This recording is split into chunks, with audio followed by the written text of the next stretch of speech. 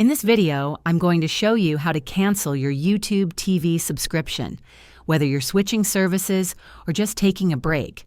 The process is pretty straightforward, but it's easy to get confused if you're doing it for the first time.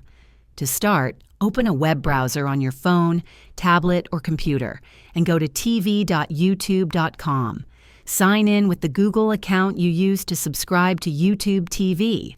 Once you're logged in, click your profile picture in the top right corner, then select Settings and choose the Membership tab. From there, click Deactivate Membership and follow the steps. You'll be asked why you're leaving.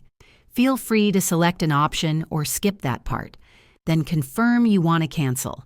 Keep in mind, you'll keep access until the end of your current billing cycle, so no need to worry about losing service right away. Also, if you signed up through Apple or Google Play, you'll need to cancel through those platforms instead, not directly on YouTube. Thanks for watching. If this helped you cancel your YouTube TV subscription without any stress, drop a comment below and let me know why you decided to leave. Don't forget to like and subscribe for more helpful tech and streaming tips. See you next time.